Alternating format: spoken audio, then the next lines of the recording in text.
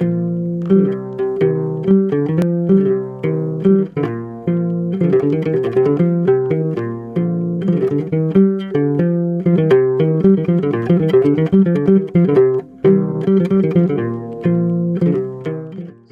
politique, c'était une période de ma jeunesse. J'étais en classe de 5e au lycée Léon Mba et il se trouve qu'au niveau du parti unique, ils avaient décidé de mettre en place les jeunesses du parti en 1972, fin 1972. Et je me suis engagé dans les jeunesses du parti. J'ai un grand souvenir des personnes qui étaient à mes côtés. Nous avons navigué ensemble, nous avons mis en place l'UJPDG, qui aujourd'hui, je ne sais pas si ça existe toujours. Et c'est l'UJPDG, j'étais avec M. Adande Denis Rapunchombo, qui était un fervent militant de base. Il était responsable de la section F, et moi j'étais responsable adjoint de la section F. Et nous avons mis en place les structures de base. À l'intérieur de cette structure de l'UJPDG, nous avons des activités culturelles. On avait une troupe théâtrale qu'on appelle le Théâtre de la Paix. Ce Théâtre de la Paix avait participé au niveau du festival au niveau du Canada. Il y avait une prestation au Canada, une prestation en Algérie, au Maroc, si je me souviens bien. Et puis, nous avons des actions. Nous menons des actions retroussant les manches. La plupart, chaque 15 jours, dans les quartiers, l'UJPDG était au service. On menait une action civique. Et ensuite, il y avait aussi l'aide aux personnes en difficulté. On allait à l'hôpital de Nkembo. Avec notre petite bourse, il y avait des cotisations de l'UJPDG, au sein de l'UJPDG, et on allait aider les lépreux en Nkembo. On apportait la nourriture aux personnes en difficulté. Ça, c'était l'action du UJPDG. Moi, je suis rentré à cette époque à l'UJPDG en 72, et le 13 mars 72, nous avons milité avec plusieurs jeunes du quartier, Glace, du quartier Lalala. Tout cet ensemble, le 4e et le 5e arrondissement, formaient en fait la section F. C'était par section. On avait des dirigeants qui étaient à notre écoute. Il y avait M. Léon G, il y avait M. Georges Nyambo, il y avait M. Miboto, Jacques-Zachary Miboto. Et puis il y avait M. Messilier, qui était le directeur de cabinet de M. Léon G.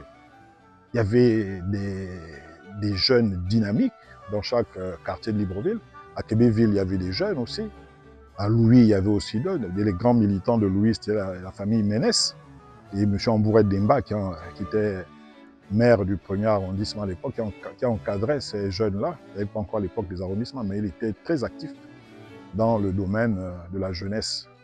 Il a beaucoup encadré les jeunes. Donc nous avons évolué comme ça dans le milieu politique et nous avons reçu un enseignement politique de certains niveaux. Parce que les anciens qui étaient là avaient une manière de voir la politique de manière juste et citoyenne. Donc nous nous sommes impliqués dans ce sens-là. Après l'UJPDG, donc quand j'ai quitté il faut savoir que l'UJPDG a commencé à avoir des difficultés en 1976.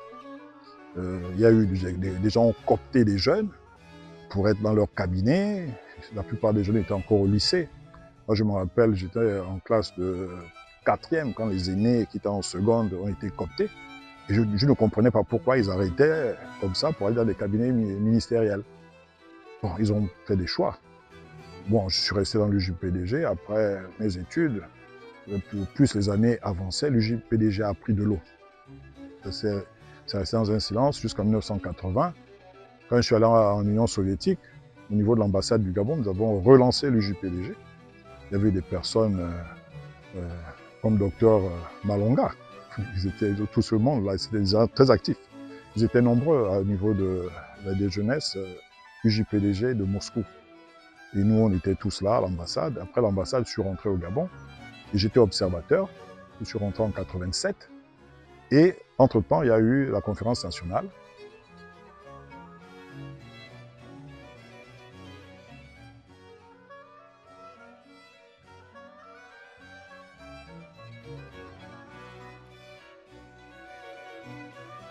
Je n'ai pas participé du tout à la conférence nationale parce que je ne comprenais pas très bien le bien fondé de cette conférence nationale parce qu'un parti unique qui est implanté depuis un certain nombre d'années, c'est toujours très difficile de faire changer les habitudes des gens.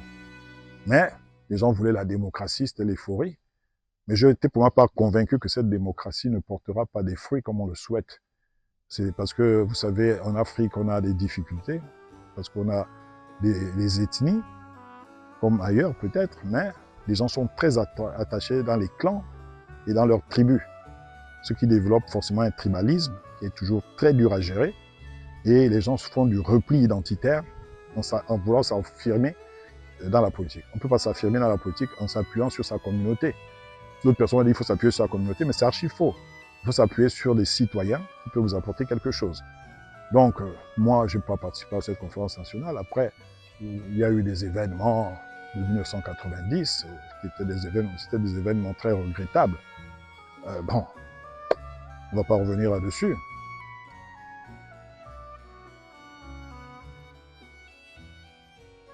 Et puis, bon, en 1992, j'ai pris la décision de créer une association à caractère politique, que j'ai appelée le Cercle de réflexion et d'action politique Oméga. Il y a eu un engouement, les jeunes sont venus.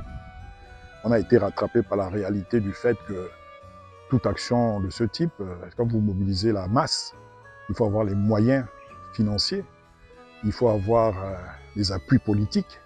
Nous étions des jeunes et nous avons été combattus dans tous les sens. Et j'en ai fait les frais. Ça a touché même ma carrière administrative. Mais je me suis mis toujours là-dedans. En 1993, nous sommes rentrés dans un mouvement pour soutenir l'ancien président, Omar Bongo.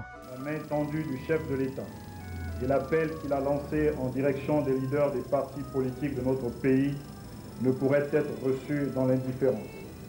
Car nous avons, chacun en sa qualité de leader politique, une lourde responsabilité vis-à-vis de nos militants, mais plus encore devant la nation. Le peuple gabonais, suivant la sensibilité politique de chaque citoyen, croit en nous, selon les différentes philosophies que nous développons, chacun dans nos partis. Ce qui, dans une certaine mesure, contribue à faire naître l'espoir dans les cœurs de nombreux de nos compatriotes. Et ces derniers pensent pouvoir compter sur leurs leaders afin que notre pays puisse être placé sous une gestion acceptable et que la nation, dans son ensemble, bénéficie d'un bien-être social. Et puis, après cette élection, les militants ont dit on ne peut pas rester une association, il faut qu'on devienne un parti politique. Donc en 1993, nous avons préparé nos dossiers, nous avons déposé les dossiers au ministère de l'Intérieur. On a aussi traversé, je ne vous dis pas, ce n'était pas évident d'avoir ce récépissé. On nous a fait traîner de 1993 jusqu'en 1996. En 1996, nous avons pu avoir notre récépissé.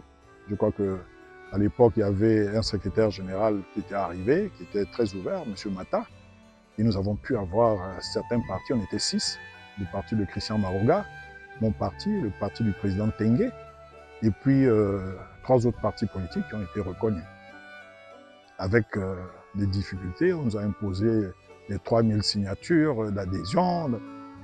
Je ne vous dis pas, mais on a réussi à le faire. Maintenant, on a milité. À chaque élection, ce n'était pas évident. C'était l'argent qui parlait. Bon, nous, on était des jeunes. Quand vous gagnez, on vous dit que vous êtes battu, vous allez vous plaindre chez qui? On ne pouvait pas aller à la cour, c'était toujours irrecevable. Bon, on a fait avec. Et puis, on avait une philosophie, on voulait apprendre. Nous avons beaucoup appris auprès de l'ancien président Omar Bongo, hein, parce que les jeunes qui ont pu tirer les enseignements de cette génération-là, ce sont des jeunes qui aujourd'hui sont très avertis, qui sont dans le milieu politique, qui ne sont plus des jeunes, mais qui sont maintenant des gens d'un certain âge comme nous autres, où on fait maintenant partie des anciens de la République. Donc nous avons beaucoup appris. Parce que ce n'est pas parce que j'ai cette tête de jeune, hein, je suis quand même d'une autre, je suis né avant les indépendances. Donc nous avons appris de ces jeunes, il y avait de ces grands messieurs, il y avait des grandes figures, M. Rawiri, M. Bouma, Jean-Marc Eko, M. Amogo, il y avait des grandes figures, des gens qui ont marqué l'histoire. Et puis nous avons après vu nos aînés venir, les Mba Bessolo, voir M. Agonjo, les M. Mbouyembi et d'autres, les Mouti Nzamba. Il y a eu plusieurs gens, c'était les anciens de la GEC, de la FEANF, qui ont marqué le coup. Après cette situation de longue lutte, où nous sommes toujours, le parti Cercle Oméga a vu le jour en 1996, le 6 juin 1996. Et puis nous avons continué à nous battre en étant réalistes, en soutenant Omar Bongo, parce qu'il fallait apprendre.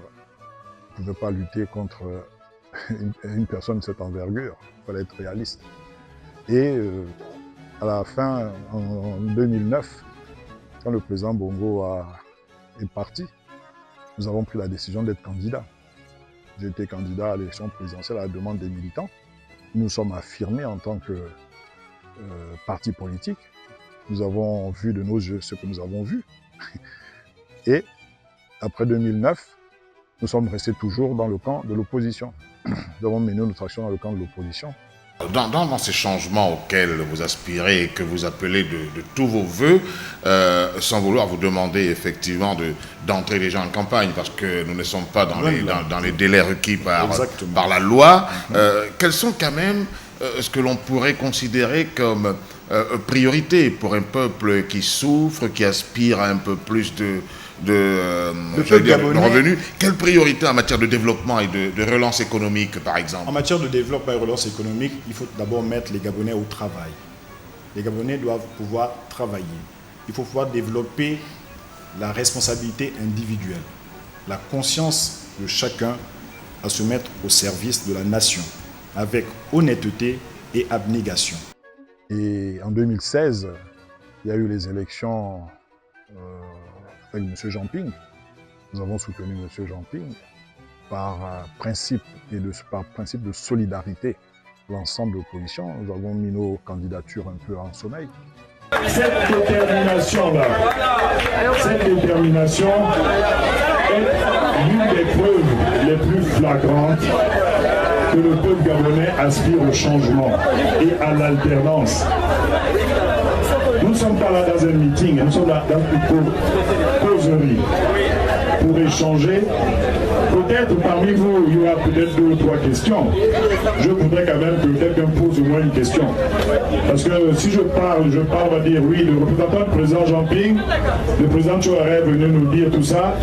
Mais le président Tchouaré, on vous attend. Hein. Si le président Jean-Ping ne le fait pas, ça va mal se passer. Mais on vous dit aussi, vous, peuple gabonais, pour ne pas dormir, notre hymne national nous dit « Éveille-toi, Gabon ».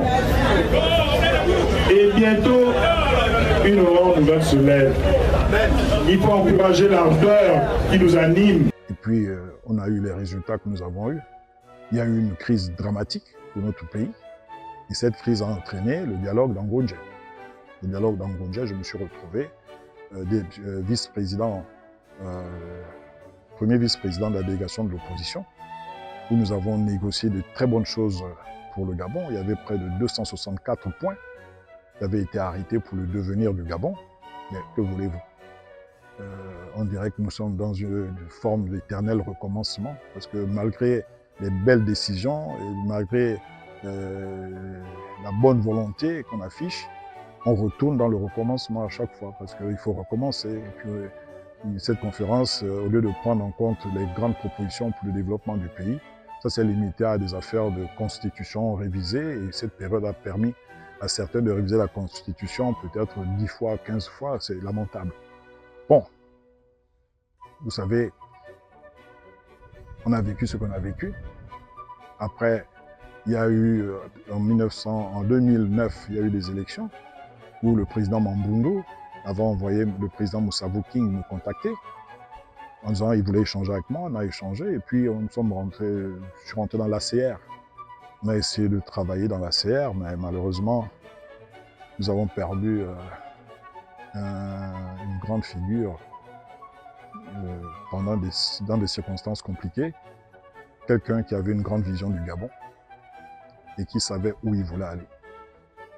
Et puis nous avons encore perdu une grande figure. Nous avons continué cette lutte. Mais que voulez-vous? Aujourd'hui, nous sommes lancés dans la politique toujours. On ne peut pas arrêter. Le cercle Omega existe. Ce que j'ai pris comme décision, c'était de former un maximum de jeunes. C'est très long, avec une vision juste de la République, et faire en sorte qu'ils puissent avoir une haute idée de l'État et d'eux-mêmes. Parce que pour servir son pays et servir sa nation, il faut avoir une certaine idée de la nation. C'est pas tous s'engager, faire du bruit parce qu'on va dans un parti et puis on va aux élections. Vous allez aux élections, pourquoi? Il y a quoi à l'après? Vous êtes à l'Assemblée, après il y a quoi? Le peuple gabonais, son statut a changé? Non. Il faut faire en sorte que ce pays soit un pays normal, où les gens s'engagent d'une manière citoyenne pour le développement du pays. C'est ça l'objectif du parti Cercle Omega.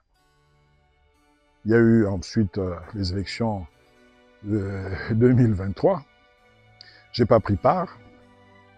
J'ai observé tout ça avec beaucoup de distance parce que mon expérience politique m'avait déjà averti. Mais j'avais déjà compris beaucoup de choses. Seuls les chefs de parti qui étaient proches de moi savent ce que j'en pensais. Et il y a eu le coup de libération. Quand le coup de libération est arrivé, on a fait une analyse. Je me suis dit, j'ai un certain âge. Ce sont des jeunes officiers qui arrivent. Ces officiers, je les connaissais déjà quand j'étais au ministère de la Défense. Je connaissais les capacités des uns et des autres. J'ai vu ce qu'ils ont proposé pour le Gabon.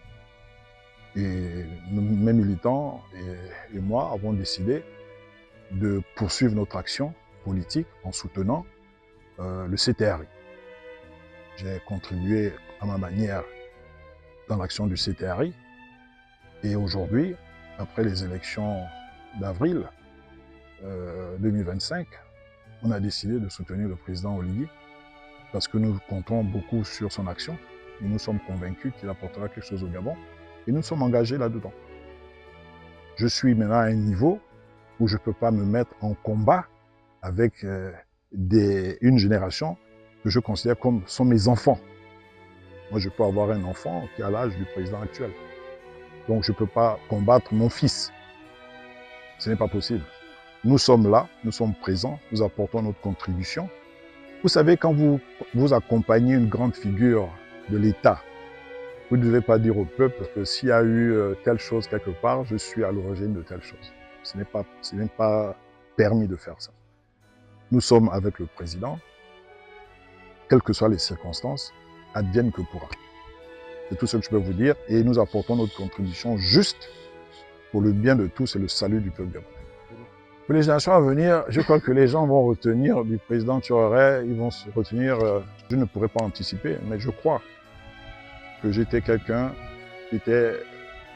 Moi, je suis conséquent avec moi-même. Il y a une philosophie qui dit « connais-toi toi-même ». Et je suis dans la philosophie du « connais-toi toi-même » parce que chaque matin, quand je me lève, je regarde mon miroir. Et le miroir m'explique comment fonctionne la vie. Et les jeunes aujourd'hui doivent regarder leur miroir pour savoir comment fonctionne la vie. Au-delà du fait de savoir comment fonctionne la vie, les jeunes Gabonais doivent se dire « que voulons-nous faire de notre Gabon ?» Il y a beaucoup de difficultés, ça c'est clair. Ça c'est la vie humaine, il y a toujours des difficultés. Mais si les gens affichaient un peu de volonté, volonté politique, volonté sociale, volonté personnelle, dans la responsabilité individuelle, nous pourrions atteindre des objectifs. Mais ce qui nous manque encore, c'est la discipline et le patriotisme. Nous devons sortir du tribalisme. Nous devons sortir des intérêts de famille. Il faut placer un Gabonais, quand vous êtes aux responsabilités, vous placez un Gabonais parce que vous considérez qu'il peut apporter quelque chose au Gabon. Il ne faut pas placer un Gabonais parce que vous dites ça c'est mon neveu, c'est ma famille, c'est pas un tour de moi, c'est pas une mangeoire. Le Gabon c'est un pays d'avenir. Nous sommes en concurrence avec les autres. Dans 50 ans, qu'est-ce qu'on dira du Gabon? Donc, pour la jeunesse, je veux demander aux jeunes, s'ils s'impliquent en politique, s'ils s'engagent en politique, il faut d'abord avoir des convictions. Il faut avoir une haute idée de sa personne et une haute idée de l'État. Savoir se mettre au service de son pays pour le bien-être de son pays et la félicité que l'on souhaite. Ça, c'est ce que je demanderai aux jeunes Gabonais. Mais ce n'est pas facile. C'est un parcours du combattant parce que le milieu politique, c'est un milieu de lutte, de fois inutile, de combat, de fois de non-sens. Plusieurs perdent leur vie. Vous savez pourquoi? Parce qu'ils n'ont pas compris une chose. Tout n'est que vanité sur terre. C'est ce que je pourrais dire. Ils n'ont vu que tes silences, ils n'ont pas vu tes combats. Ils ont jugé ton chemin sans connaître le prix de ta foi. Tu as avancé à genoux quand tes forces t'ont lâché. Mais chaque pas fait dans l'ombre, Dieu l'a transformé en clé. Quand les portes semblaient fermées, quand ton nom était sali, le ciel écrivait ton histoire pendant que d'autres parlaient de toi. Ne baisse pas les yeux, ne doute pas de ta place. Si Dieu t'a gardé en vie, c'est qu'il prépare